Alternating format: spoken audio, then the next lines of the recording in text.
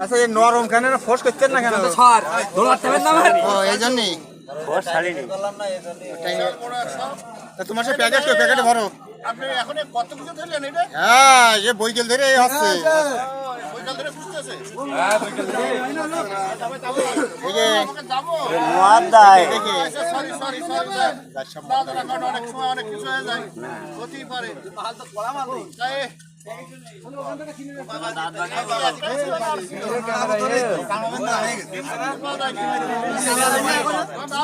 এ বইকেল কেমন কি দিলে ভাই